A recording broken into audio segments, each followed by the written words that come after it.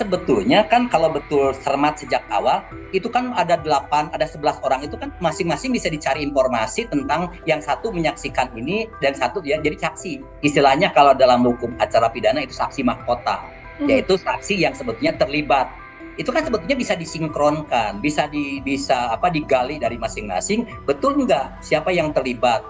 Kalau ceroboh, misalkan yang penting pokoknya ada di sana, ada di tempat TKP, tapi tanpa diteliti, diperiksa, ditunjang dengan alat bukti lain, langsung ditangkap, langsung ditersangkakan. Nah itu yang tidak boleh juga, tidak boleh seperti itu.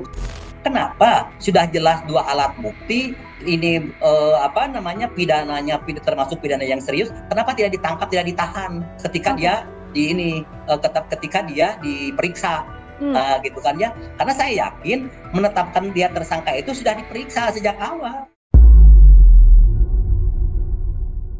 Program Tribun News on Fokus, Tribuners, hari ini membersamai Anda kembali bersama dengan saya, Nila Irda. Tribuners, satu pelaku pembunuhan Vina dan juga Eki bernama Peggy alias Perong akhirnya berhasil diringkus kepolisian setelah kurang lebih 8 tahun lamanya menjadi buronan. Kasus pembunuhan Vina yang terjadi pada 2016 lalu ini kembali mencuat setelah kisahnya diangkat ke layar lebar. Lalu sedianya apa penyebab lambannya kepolisian mengungkap kasus pembunuhan ini? Bahkan muncul pula pengakuan terpidana yang mengaku dirinya adalah korban salah tangkap. Saya akan membahasnya dalam Tribun News on Fokus kali ini.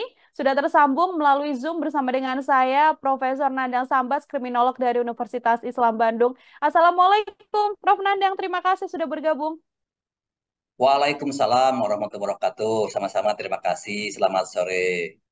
Selamat sore, Prof. Nandang. Terima kasih juga menyempatkan waktunya hari ini berbincang sama dengan saya. Kita akan berdiskusi bagaimana Ya. kasus pembunuhan Vina dan juga Eki begitu. Prof, saya ingin minta pengantar terlebih dahulu dari Prof. Nandang. Ini kasus 2016 kembali mencuat setelah diangkat ke layar lebar. Ini kalau dari sorotan Prof. Nandang yang menarik dari kasus ini apa, Prof?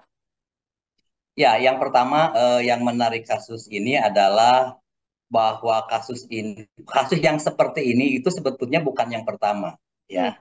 Karena memang kalau kita yang namanya sistem peradilan pidana itu memang suatu proses yang panjang yang memerlukan pembuktian yang sangat konkret karena memang sistem peradilan pidana itu mencari kebenaran material, artinya kebenaran yang sebenar-benarnya.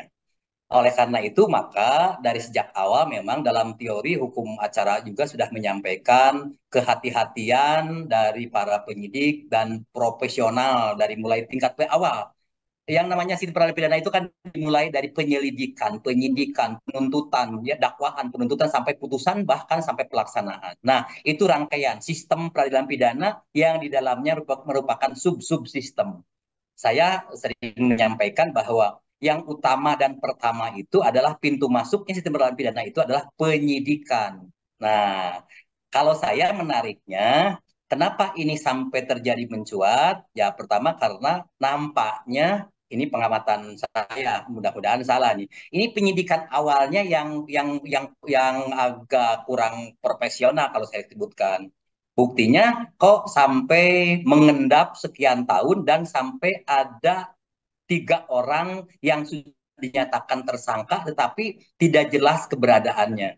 Dan Hmm. waktu itu juga nampaknya kalau kita dengar ini tidak dinyatakan ada DPO, ya, DPO dalam arti menjadi buronan penyidikan, ya, penyidik kan begitu.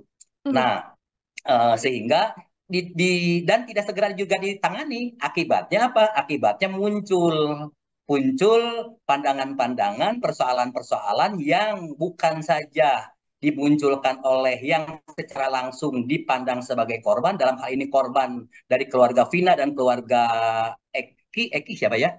Ya, Ya, Eki. tapi juga ternyata menimbulkan persoalan dan mungkin menimbulkan kecemburuan bagi mereka-mereka yang selama ini sedang dan sudah melaksanakan pidananya.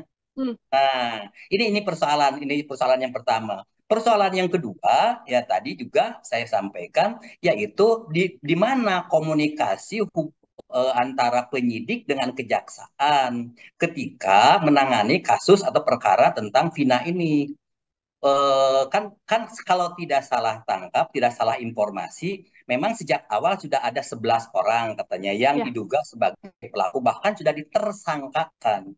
Tapi ternyata yang disidang itu hanya 8. Nah, harusnya jaksa juga waktu itu kan mempertanyakan kenapa dari 11 jadi 9, 8. Apakah memang yang 3 ini hasil penyidikan tidak terbukti? Karena mungkin saja yang walaupun sudah ditersangkakan, tapi setelah disidik dan dilakukan bukti-bukti lain, ternyata yang bisa dijadikan yang diseret itu hanya sekian orang. Nah ini barangkali apa ada nggak informasi itu ke jaksa sehingga jaksa menjadikan P21. Kita ketahui ya orang-orang hukum bisa tahu P21 itu berarti perkara clear nih, sudah bisa Hmm. langsung dimasukkan dibuat berita acara. Dari berita acara dibuat surat dakwaan sehingga dari dakwaan diajukan ke pengadilan, digelarlah untuk dimintakan pertanggungjawaban. Nah ini persoalan-persoalan ini nampaknya ada miss sejak awal sehingga muncul dan mencuat sampai sekarang persoalan-persoalan tentang 3 orang. Bahkan, nah akhirnya kan menyeret ke yang lain kan. Ya. Pertama, salah seorang yang sudah bebas, dia merasa bahwa dulu itu sebetulnya katanya merasa dijolimi lah di antara tanda kutip ya, dijolimi karena sebetulnya dia sendiri tidak tahu menanggung soal itu. Walaupun juga pertanyaan selanjutnya, kan waktu itu didampingi oleh advokat, oleh pengacara, oleh penasihat hukum. Kenapa tidak sejak itu saja dipersoalkan, diangkat, nah, gitu ya. Yang kedua juga, ya tadi yang lain pun ternyata juga angkat bicara dari yang 7 orang gitu kan ya Hmm. tentang bagaimana perlakuan dan lain-lain. Nah ini akhirnya muncul. Nah sekarang sudah ditangani dulu juga saya yakin ditangani oleh pihak Polda. Nah, tapi mungkin dulu lebih dipercayakan kepada Polres. Nah, sekarang sudah dibuka lagi dan mudah-mudahan sih akan ada informasi yang lebih jelas lagi terkait dengan asbabul urut atau proses penanganan itu. Walaupun juga kalau mempersoalkan tentang bukti nampaknya agak sudah sulit juga ya kalau pembuktian karena sudah sekian 8 tahun ya. Ya. 8 tahun. Nampaknya seperti itu. Hmm. Oke, Prof. Nandang, ini yang belakangan juga ramai itu kan. Ini kan Hmm. no viral no Ya, justice ya yang juga disematkan oleh oke. kepolisian. Ini kan Ya. sekarang setelah 8 tahun Hmm. berlalu akhirnya kisahnya kasus Vina ini naik ke layar lebar dan kembali viral, didesak oleh netizen, oleh publik.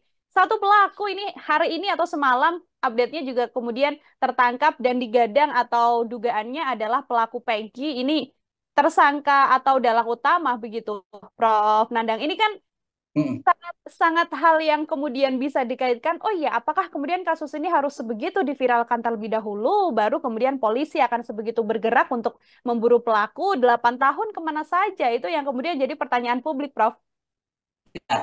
Gini, ada apa disebutkan anekdot atau apa ya di dalam masyarakat itu. Ada 3 hal yang menyebabkan kasus terselesaikan atau tertangani. Hmm. Yang pertama, mungkin korbannya adalah pejabat. Nah, yang kedua, mungkin ini ada amunisi yang lebih besar. Nah, ada dana yang bisa membiayai itu. Dan yang ketiga, dengan perkembangan teknologi, ya tadi dipiralkan. Makanya Ya. sekarang terlepas betul atau tidak betul, atau benar kebenarannya bisa dibuktikan atau tidak, orang sekarang viral dulu lah. Urusan ini Hmm. nanti. Bahkan jangan-jangan juga memang yang namanya viral itu kebenarannya belum tentu. Tapi karena memang begitulah persoalan 3 hal Hmm. itu yang menyebabkan suatu perkara itu bisa diangkat. Jadi pertama mungkin tadi karena mungkin keterlibatan pejabat, kewenangan, yang kedua juga mungkin karena dana cukup mencukupi membiayai itu, yang ketiga tadi viral.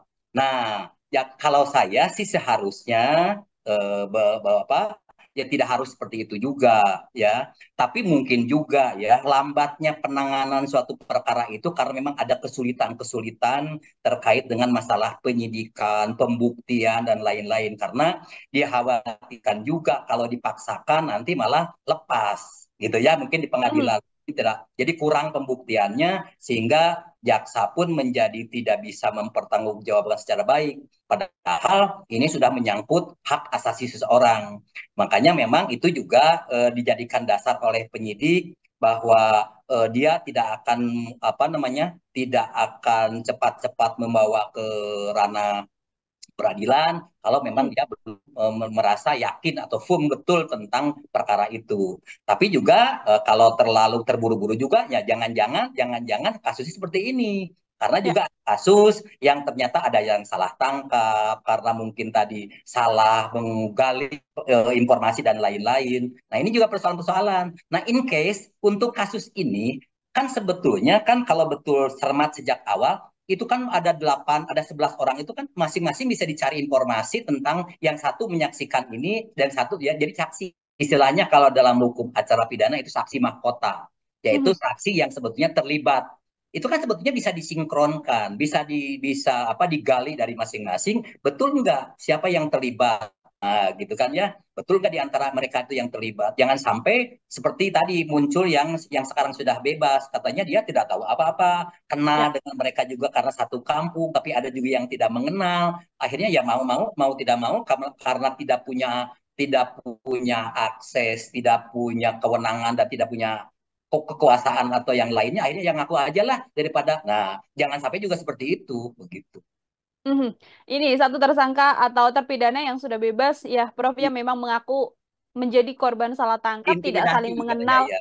secara lebih detail dengan terpidana yang lain. Ini kalau kita amati dari BAP, Prof Nandang, ada yang Ya, kemudian menganggap BAP-nya juga janggal karena awalnya kedelapan terpidana mengatakan mengenal sosok 3 DPO lalu mengubah berita acara pemeriksaan dan mengatakan hanya mengenal nama, tidak mengenal latar belakang, tidak tahu nama asli dan sebagainya. Apakah perubahan BAP ini bisa jadi salah satu yang juga membuat kepolisian semakin sulit selama 8 tahun memburu ketiga pelaku yang masih buronan ini, Prof? sebetulnya kan BAP itu kewenangan dari penyidik sendiri. Mhm. Mau diubah atau diperkuat itu sebetulnya kan penyidik sendiri yang punya kewenangan, termasuk juga seberapa jauh penyidik itu memiliki data, memiliki dokumen, memiliki bukti. Kan intinya kan sekurang-kurangnya kalau dalam KUHP itu memiliki ada dua alat bukti dari Ya. 184 yang alat bukti itu sekurang-kurangnya penyidik mengantongi dua alat bukti. Nah, gitu kan. Dengan alat bukti ini maka nanti akan bisa menentukan tersangkanya. Hmm. Ya, itu ya. Jadi kalaupun misalnya tadi ternyata ada perubahan. Perubahan itu karena di perjalanan setelah disidik ada perubahan temuan atau informasi yang lain yang mengarah kepada siapa. Tapi itu biasanya justru sebelum melakukan menetapkan tersangka. Biasanya Hmm. seperti itu. Sebelum menetapkan tersangka, ketika menyelidik sampai ke penyidik, nah itu biasanya sudah punya kekuatan. Nah, begitu ya. Diubah mungkin diubah itu kemungkinan karena ditemukan ternyata ada bukti lain yang mengarahkan ada tindak pidana lain. Misalnya awalnya kecelakaan tunggal. Kalau kasus ini kan seolah-olah kan katanya kecelakaan tunggal. Jadi Betul. ini pelanggaran lalu lintas. Tapi setelah disidik, ditemukan bukti-bukti lain yang ada dugaan, ada tindakan-tindakan kekerasan yang nampaknya ini pelanggaran hukum, sehingga dilakukan penyidikan. Dan ditunjang dengan alat bukti, tunjang dengan ahli dan lain-lain. Ternyata ini bukan kecelakaan tunggal, tapi juga ternyata penganiayaan misalkan. Nah, dalam proses itu bisa aja diubah bahwa ini bukan Hmm. kecelakaan, tapi ini dugaan penganiayaan. Bahkan setelah digali lebih lanjut, ternyata juga ada perbuatan tindak pidana lain, bukan hanya penganiayaan, ada dugaan perkosaan atau pelecehan seksual. Bisa juga nanti menambah pasal, mungkin juga Hmm. seperti itu. Termasuk juga mungkin ada penambahan dan pengurangan atau perubahan posisi dari para tersangka. Bisa saja, Oke. gitu kan seperti itu. Artinya perubahan berita acara pemeriksaan secara prosedural itu adalah hal yang kemudian lumrah saja, Prof. Lumrah saja sepanjang ditunjang dengan alat bukti yang sah, baik Oke. cara memperolehnya, gitu ya, maupun korelasi antara alat bukti yang satu dengan yang lain. Nah, begitu. Hmm. Nah, itu. Oke, ini BAP ini kan yang kemudian jadi tanda tanya, pengacara Hotman Paris Hutapea ini kan mengatakan kenapa kok tiba-tiba mengubah berita acara pemeriksaan dari yang sebelumnya mengatakan mengenal tiga DPO ini, lalu kemudian dari pengakuan ke-8 terpidana ini tiba-tiba mengatakan hanya sebatas mengenal saja tapi tidak secara detail. Ini kalau dari analisa Prof. Nandang sendiri, sedianya apakah ya memang seperti itu adanya dalam proses prosedural, kemudian BAP-nya bisa saja berubah seperti itu, Prof? Dua kemungkinan. Kemungkinan pertama karena ini katanya ini kan geng motor lah, Ya. kelompok ini mungkin saja mereka memang kelompok-kelompok yang selama ini sudah saling kenal atau hanya ketemunya di tempat-tempat tertentu saja sehingga hanya mengenal nama panggilan sajalah mungkin tidak tahu Mhm. sebetulnya profesi mungkin ya kemungkinan itu ada mungkin saja terjadi. Jadi hanya hanya kebetulan sajalah karena ketemunya juga mungkin tiap malam atau tiap hanya waktu tertentu di warung kopi atau di pinggir jalan sehingga selintas saja mungkin. Atau yang kedua ya kalau dalam proses-proses penyidikan ya mungkin saja terjadi. Dalam teori kan ada dua proses peradilan. Ada proses peradilan pidana yang adil, ada proses peradilan pidana yang sesat. Yang kadang-kadang juga melakukan upaya-upaya yang justru mengalihkan atau ya bisa mengurangi atau melebih apa mengurangi atau bukan mengganti mungkin ya menemukan ini baru gitu kan seperti itu. Nah, terkait dengan kalau ceroboh, misalkan yang penting pokoknya ada di sana, ada di tempat TKP, tapi tanpa diteliti, diperiksa, ditunjang dengan alat bukti lain, langsung ditangkap, langsung ditersangkakan. Nah, itu yang tidak boleh juga, tidak boleh seperti itu, karena justru penyidikan itu proses bagaimana membuktikan bahwa perkara ini betul tindak pidana, ya membuat terang tindak pidana dan menemukan kan itu definisi penyidikan itu bahwa ini diduga tindak pidana, oh ternyata betul tindak pidana dengan ditunjang dua alat bukti, ya dan ternyata si A yang diduga. Nah, jangan lupa nih, jangan lupa dalam proses peradilan pidana itu sampai dengan sebelum adanya putusan hakim di pengadilan itu masih orang masih di dalam kategori walaupun perbedaan nama istilah itu dugaan-dugaan sebagai pelaku walaupun istilahnya berbeda ya ada Ya. tersangka, terduga, apa namanya, terpidana, gitu kan ya, terdakwa, tersangka, terdakwa, terpidana, gitu kan ya. Tapi itu asas asas praduga tidak bersalah itu memang harus dijunjung tinggi. Begitu. Hmm, oke, artinya dengan tiga tersangka yang memang belum tertangkap, meskipun ada pengakuan dalam BAP oleh ke-8 terpidana ini, bisa diasumsikan selama ini memang kepolisian belum mendapatkan dua alat bukti yang kuat untuk kemudian bisa menangkap ketiga DPO ini. Kalau Dalam terkait, Aha, maaf, kalau terkait dengan tidak tertangkapnya si pelaku, nampaknya bukan kaitannya dengan dua alat bukti. Kalau saya katakan tadi, oke. sebelum menetapkan tersangka itu, polisi itu pasti sudah punya dua alat bukti. Hmm, Nah, makanya yang jadi pertanyaan, kenapa sudah dua alat bukti ini apa namanya pidananya termasuk pidana yang serius, kenapa tidak ditangkap, tidak ditahan ketika dia oke. ketika dia diperiksa. Hmm, Gitu kan ya. Karena saya yakin menetapkan dia tersangka itu sudah diperiksa sejak awal gitu kan sehingga bertanggung tersangka.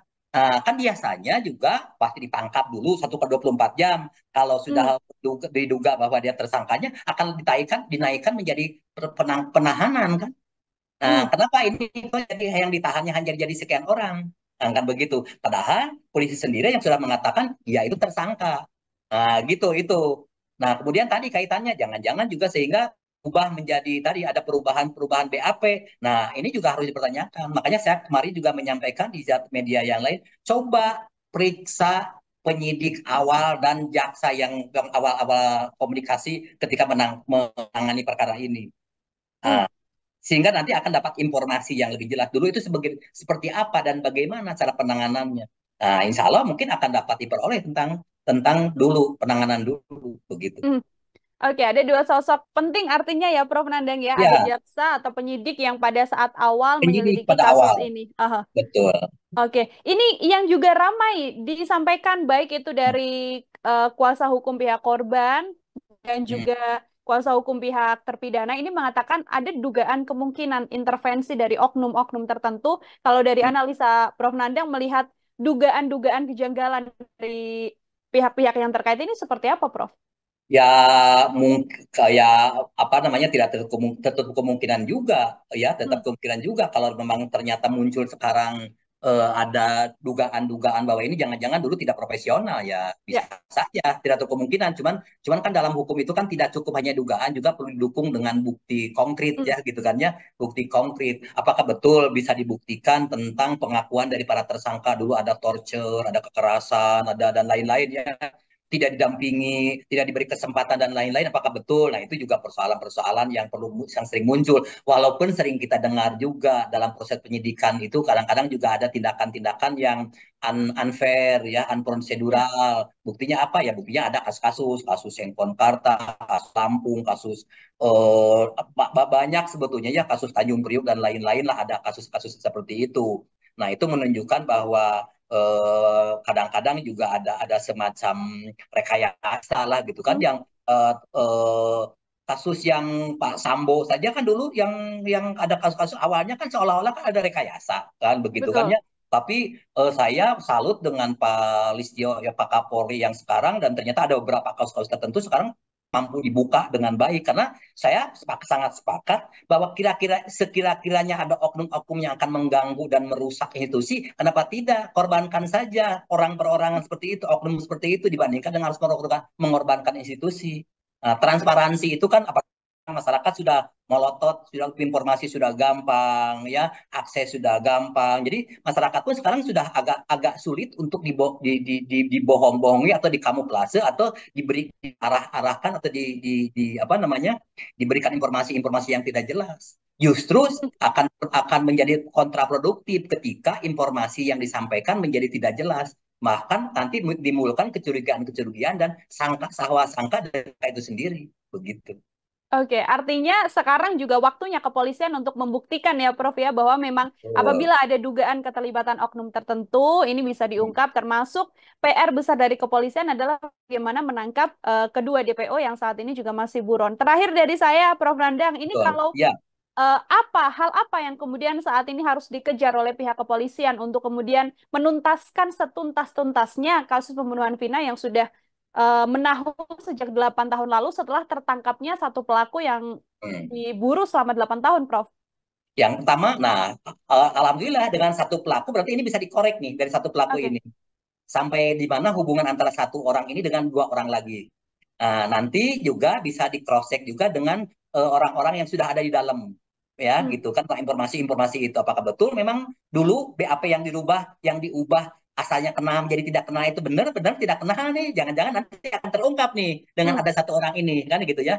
Jadi target utama adalah cari yang dua orang lagi, tentunya mungkin tidak mudah, tapi ternyata kan kita salut juga ya, ketika viral langsung sudah ada informasi satu tertangkap. Nah, Betul. mudah-mudahan di dua lagi juga dalam waktu tidak lama akan tertangkap juga. Yang pertama itu. Yang kedua, kalau ini sampai dengan terungkap tiga-tiganya, lalu nanti proporsi perkaranya sudah bisa didudukan dengan yang sebenar-benarnya, maka juga tadi pemeriksaan yang awal pun terhadap para penegak hukum yang terlibat, yang penangani awal juga dilakukan pemeriksaan. Hmm. Sampai jauh mana betul nggak dulu ada keterdoran, ketidakprofesionalan, dan mau tidak mau juga itu harus bisa dimintakan pertanggungjawaban, karena ini menjadi riuh, menjadi persoalan-persoalan yang menimpa. Kalau apalagi kalau misalkan nanti terbukti bahwa betul sih apa yang dikatakan oleh partai dulu ada torture, dulu ada pemaksaan dan lain-lain. Nah, ini pelanggaran HAM yang sangat berat sebetulnya.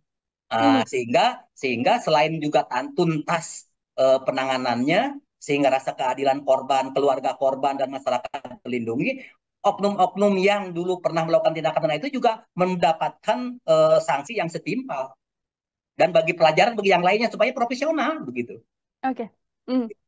Ini sekali-sekali melakukan penyelidikan, sekali mendayung, ini dua pulau terlampaui ibaratnya ya, Prof ya, sekali menuntaskan Betul. kasus Vina, namun juga apabila ada oknum-oknum yang terlibat, kemudian bisa ditindak. Kita sama-sama Ditindak dan menunggu.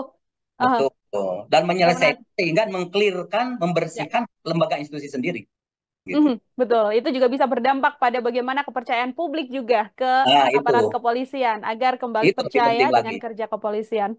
Betul. Oke, terima kasih banyak, Prof. Nandang Oh, enggak. Sampat, kriminolog Iya, Universitas sama-sama. Ilham Bandung, bersamai Baik. kita Tribuners hari ini dalam program Tribuners on Focus.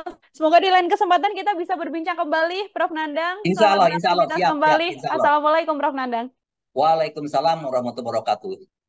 Ya, Tribuners, demikian obrolan saya bersama dengan kriminolog Profesor Nandang Sambas dari Universitas Islam Bandung atau Unisba. Nantikan obrolan saya lainnya pastinya dengan sejumlah narasumber lain dan tema-tema lain dalam program Tribun News on Focus. Saya Nila Irdah, pamit undur diri. Terima kasih dan sampai jumpa. Download Tribun X sekarang. Menghadirkan lokal menjadi Indonesia.